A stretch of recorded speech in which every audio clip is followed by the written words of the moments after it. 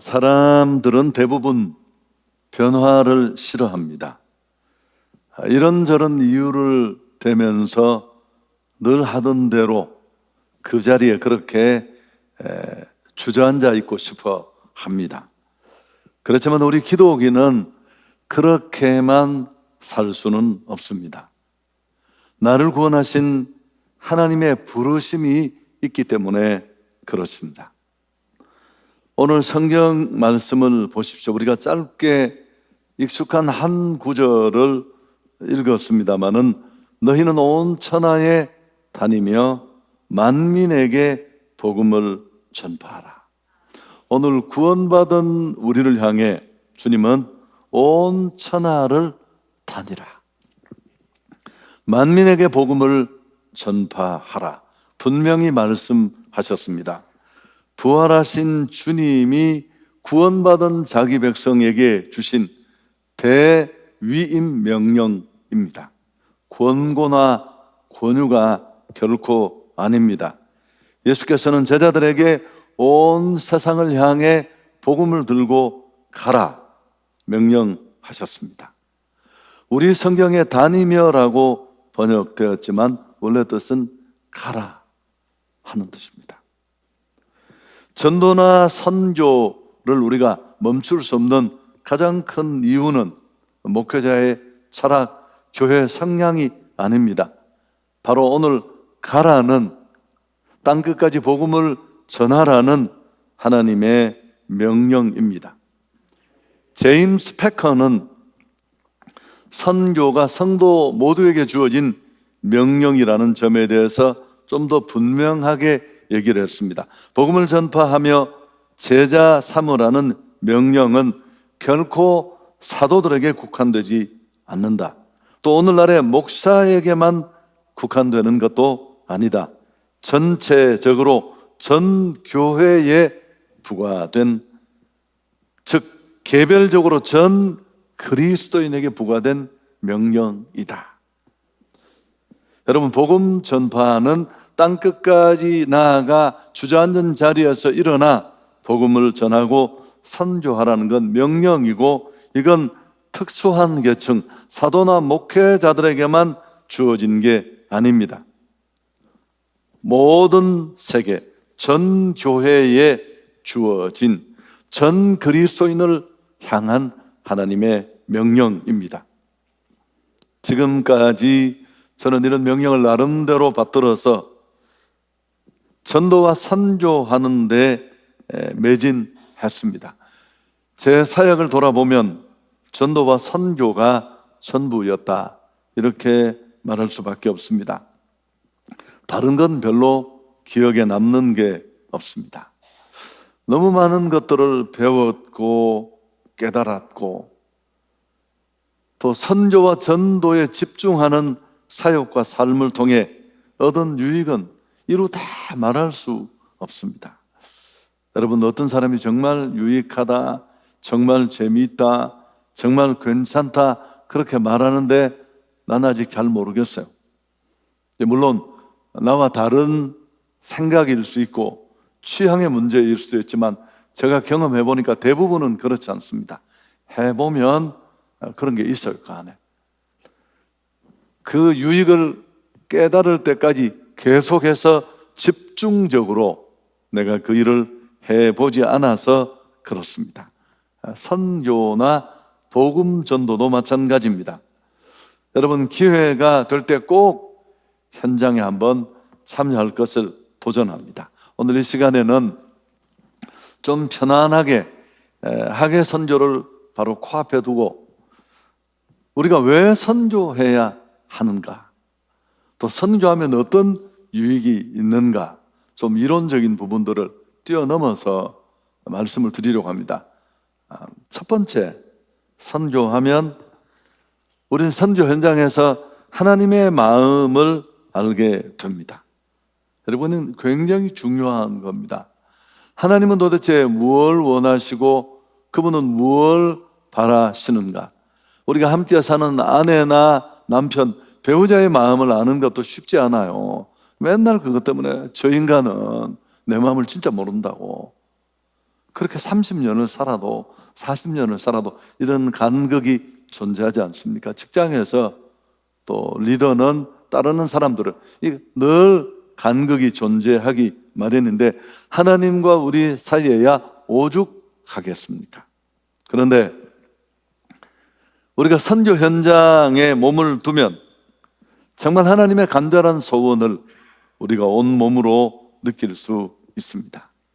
무엇보다도 한 영혼에 대한 하나님의 눈물, 그 하나님의 소원을 알게 되는데 마태복음 9장 36절에 보면 무리를 보시고 불쌍히 여기시니 이는 그들이 목자 없는 양과 같이 고생하며 기진함이라. 하나님이 이스라엘의 모습을 보고 하신 말씀입니다. 무리를 보시고 불쌍히 여기셨다.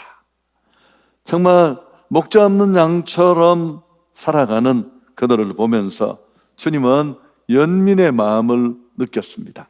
애 끓는 마음, 이 애는 창자 애자잖아요.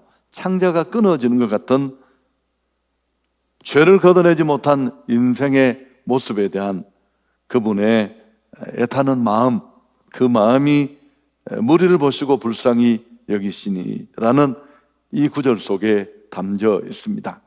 성경 곳곳에 이런 내용들은 넘쳐납니다. 누가복음 15장 얘기를 많이 했습니다마는 세 가지 비유가 연이어 나와요.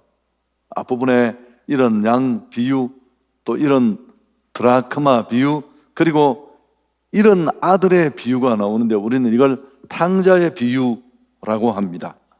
이 세 비유는 각기 다르지만 사실은 한 가지 동일한 메시지를 줍니다.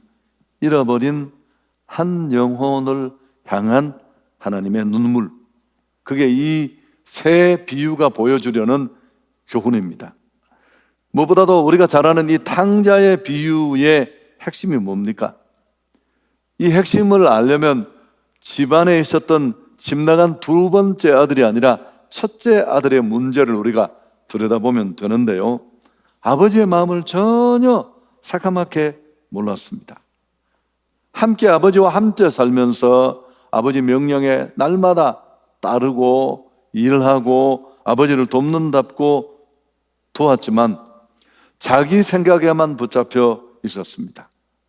잃어버린 동생이 돌아오는 그 아버지가 동네 사람 불러 잔치를 하는 그날도 그는 늦게 일을 마치고 돌아와서 분통을 터뜨립니다. 아니, 세상에 저 나쁜 놈을 위해 가산을 다 털어 먼 나라로 가서 주색 잡기로 날려버리고 거지되어 돌아온 저 형편없는 놈을 향해 아버지 이게 무슨 일입니까?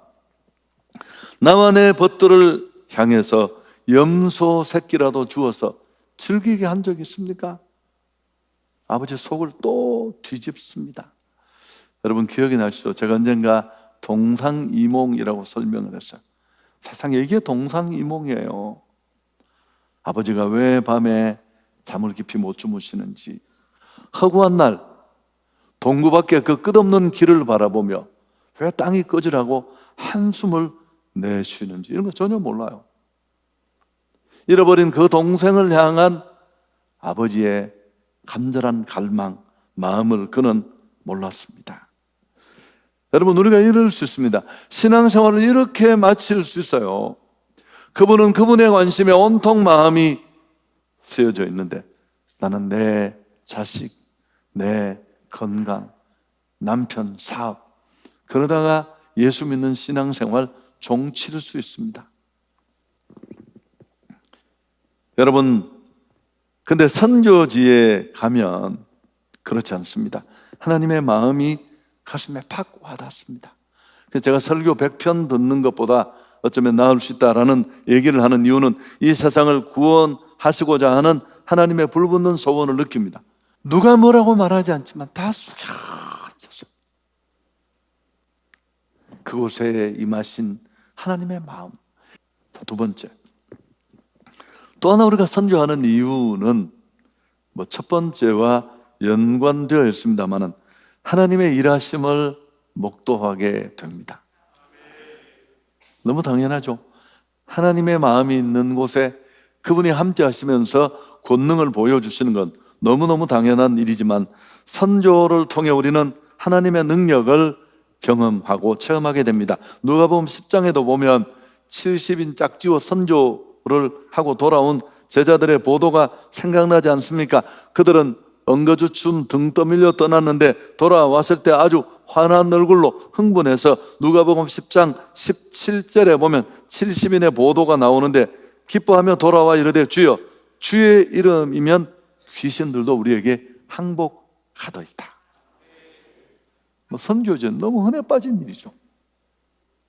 원색적으로 복음이 전해지는 곳에 설명할 수 없는 일들이 너무 많이 일어나고 이해할 수 없이 다가온 상황들이 기적같이 해결되는 것들 속에 하나님의 일하심을 보게 됩니다. 여러분, 신앙생활의 감격이나 활력을 잃어버린 분들이 예상외로 많아요. 피상적으로 마지못해 그냥 교회 출석하는, 부모님 때부터 계속 해와서 그냥 끌려가듯이 교회 오는 분들도 꽤 계십니다. 이런 분들을 극적으로 바꾸는 건 쉽지 않아요. 그래도 있다면 두 가지 정도 케이스가 있는데, 하나는 성경을 체계적으로 배워서 기독교 진리 위에, 확신 위에 자신이 서는 겁니다. 소위 이른바 구원의 확신을 갖는 것입니다. 또 한 가지 케이스는 감각적인 신앙 체험을 하는 겁니다. 무슨 기도 응답을 받거나 은사 체험을 하거나 방언을 하거나 또 고칠 수 없는 병을 치유하거나, 이런 은혜를 처음적으로 받고 나면 막연한 신앙이 역동하는 신앙으로 달라집니다. 우리가 많이 알고 있는 내용인데, 문제는 이런 체험을 어떻게 할 수 있을까? 부흥회, 은사 집회, 치유 집회, 이런 일들을 통해서 가능한데, 여러분 꼭 그러실 필요 없어요. 그럴 수 있으면 좋겠지만 선교에 동참하십시오. 선교지는 가장 치열하게 하나님의 임재와 능력을 경험할 수 있는 곳입니다.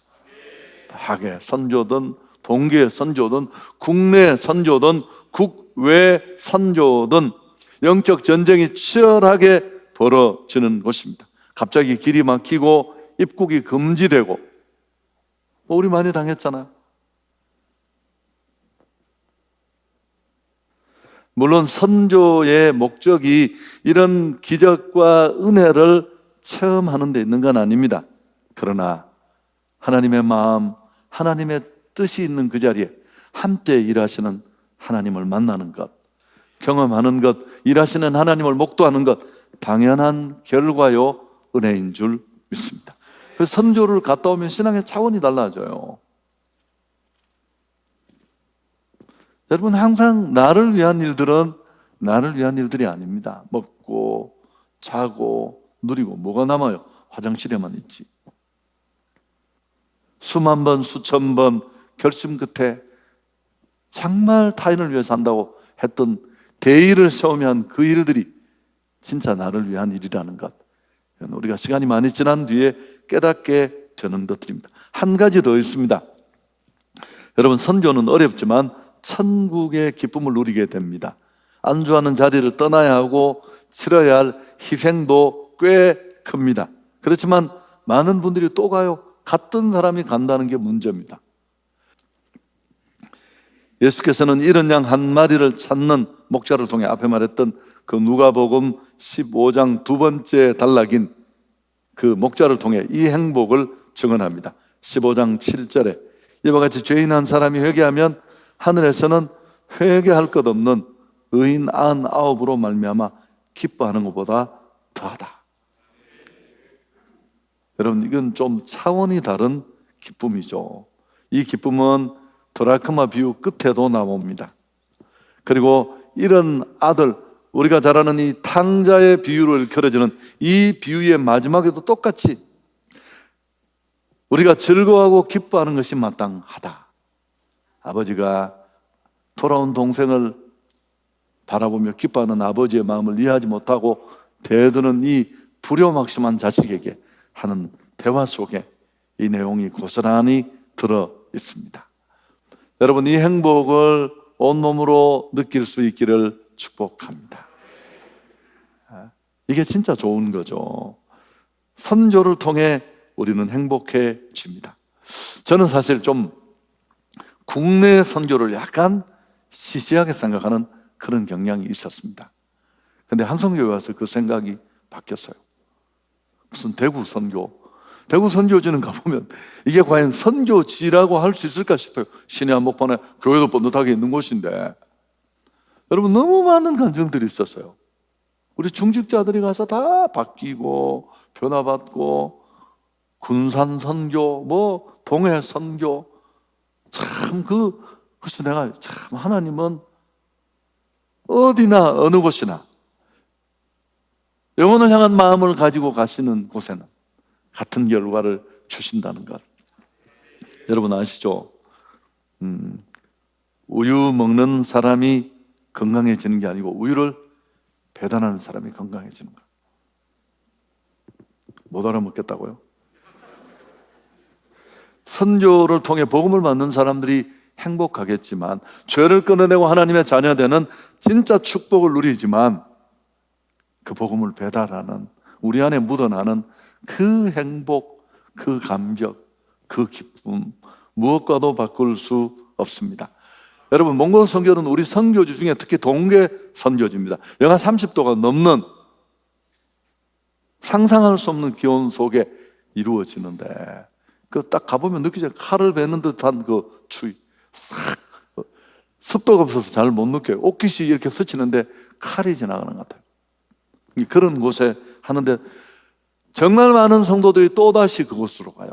특히 몽골 선교가 또 다음 가는 사람이 더 많습니다. 이유도 같은 이유입니다. 최근에 파이어족이라는 족이 있습니다. 들어보셨습니까? 파이어족이 온다 이런 책들도 있고 추구하는 사람도 많습니다. 원래 경제적 자립, 조기 은퇴라는 말에 영어 첫 글자를 뗀 겁니다. Financial Independence, Retire Early라는 이 말에 첫 글자를 뗀 겁니다. 경제적 자유를 빨리 달성해서 조기 은퇴하는 라이프 스타일을 추구하는 사람들입니다. 돈 모아서 빨리 나가서 생활 규모를 좀 줄이면서 여유도 갖고 가족들과 시간도 보내고 스트레스 받지 않겠다는 겁니다. 여러분, 굉장히 많은 사람들이 호응을 하고 자료를 찾아보시면 일찌감치 정리하고 이 파이어족이 된 사람들도 있고 많아요. 또 외국은 이미 90년도에 미국은 이런 커뮤니티가 생기고 책도 많이 나와 있습니다만, 저는 좀 생각이 달랐습니다. 아니, 일이 그렇게 힘들고 고통만스러운 것인가? 저는 아니라고 생각하거든요. 일을 다 내려놓고 그저 가족하고 시간 보내고 쉬고 휴식하고 스트레스 없는 그게 진짜 행복일까? 아닐 것 같아요. 아니라고 확신합니다. 우리에게는 해야 할 일이 존재하기 때문에 그렇습니다. 여러분, 이런 축복이고 이런 행복이에요. 그런 측면에서 선교는 정말 행복한 일, 정말 기쁜 일입니다. 설교 정리하겠습니다. 기독교는 보냄의 종교입니다. 그래서 오늘 말씀에도 가라. 내가 어떻게 구원을 받았는가를 돌아보십시오. 하나님이 독생자 예수 그리스도를 이 땅에 보내주셨습니다. 예수님이 못 가겠다고, 아니 하늘이 이렇게 좋은데 어딜 간단 말이야 하고 버텼으면 아무런 일도 일어나지 않았을 텐데, 하나님이신 그분이 이 낮고 낮은 땅에 오셨습니다. 자신을 던져 십자가에 못 박혀 돌아가시고 죽음과 사망의 권세를 이기시고 부활하심으로 우리 온 인류를 구원해 주셨습니다. 구원자 되신 그분이 마지막 천국으로 올라가시면서 주신 말씀이 요한복음 17장 18절에 나와 있습니다. 아버지께서 나를 세상에 보내신 것 같이 나도 너희를 세상에 보낸다. 여러분, 그리스도인은 어떤 사람입니까? 구원받은 자가 아니에요. 구원받았을 뿐만 아니라 보내심을 받은 자입니다. 이게 우리의 정체예요, 정체. 당신은 구원받은 자리에 멈춰 있습니까? 아니면 가고 있습니까? 이건 대단히 중요한 질문이에요. 취향의 문제가 아니에요. 이건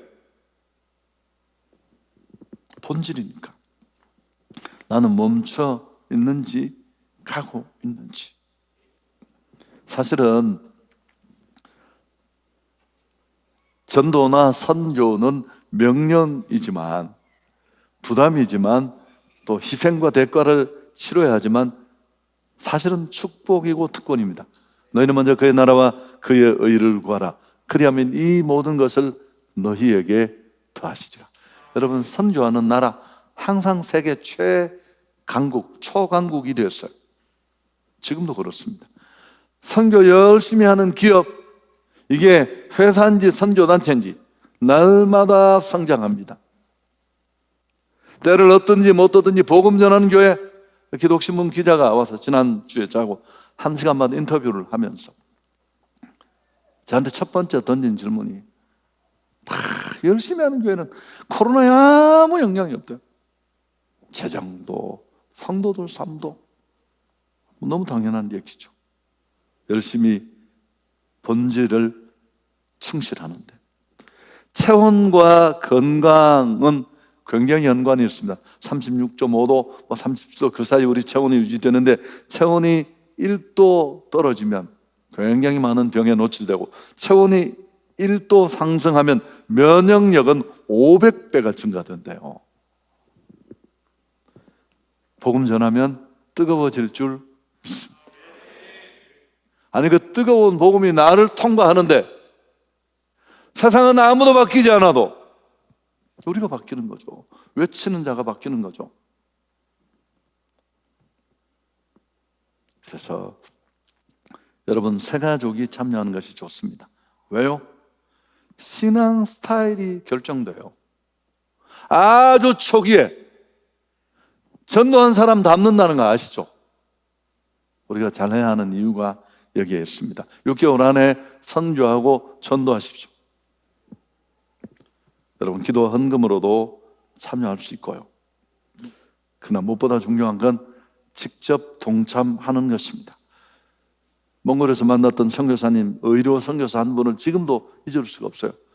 최고의 의사인데 다 내려놓고 그 가난한 나라, 그 어려운 나라에서 선교합니다.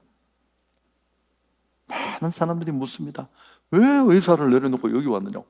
이분이 짜증난대요. 하도 많이 물어가지고. 너무 많이 자기 뭐 보면 묻는 질문이어서.